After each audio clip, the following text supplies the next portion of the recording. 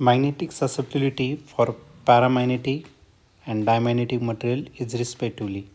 हा क्वेश्चन 2018ला आलेला था.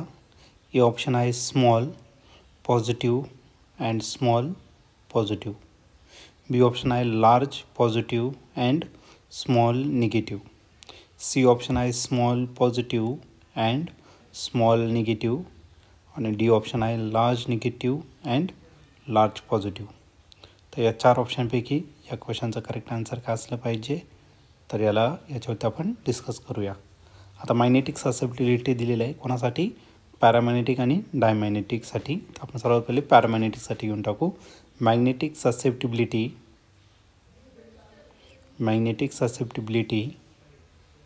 फॉर पॅरामॅग्नेटिक मटेरियल किंवा सॅम्पल म्हणा, फॉर पॅरामॅग्नेटिक मटेरियल is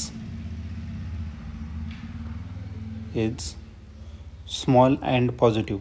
का बरं स्मॉल अँड पॉझिटिव्ह? कारण पॅरामॅग्नेटिक मटेरियल हे मॅग्नेटला काय होतं, वीकली अट्रॅक्ट होतं. वीक आहे म्हणून स्मॉल, अट्रॅक्ट होतं म्हणून पॉझिटिव्ह. हा पहिला पॉईंट आपल्या या ठिकाणी क्लिअर झाला.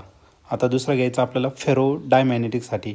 डायमॅग्नेटिक मटेरियल जर घेतलं, डायमॅग्नेटिकमध्ये मॅग्नेटला तो मटेरियल वीकली रिपेल करतो. वीक आहे म्हणून स्मॉल अँड रिपेल करतो म्हणून निगेटिव्ह. म्हणून या ठिकाणी आपण स्टेटमेंट लिहून टाकू, magnetic susceptibility for diamagnetic material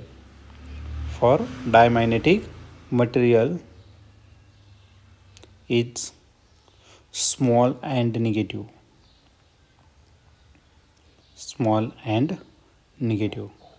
आता एक काम करू, अजून एक मटेरियल आपल्याकडे आहे ते म्हणजे फेरोमॅग्नेटिक. त्याच्यासाठी पण घेऊन टाकू.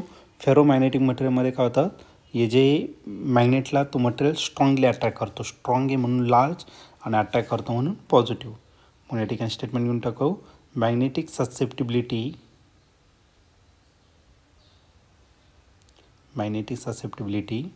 फॉर फेरोमॅग्नेटिक मटेरियल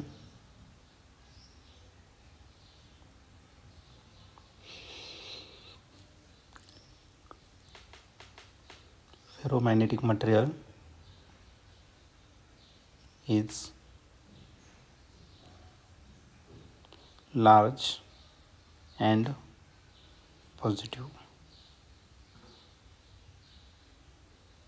ओके, मग आपल्याला दोन सांगितले, पॅरामॅग्नेटिक आणि डायमॅग्नेटिक. मग पॅरामॅग्नेटिकसाठी स्मॉल अँड पॉझिटिव्ह आहे, डायमॅग्नेटिकसाठी स्मॉल अँड निगेटिव्ह आहे. मग या ठिकाणी आपला ऑप्शन नंबर सी जो आहे तो या ठिकाणी आपला करेक्ट आहे. म्हणून या क्वेश्चनचा करेक्ट आन्सर ऑप्शन सी असेल. ऑप्शन सी म्हणजे small positive and small negative हे त्याचं करेक्ट आन्सर असेल.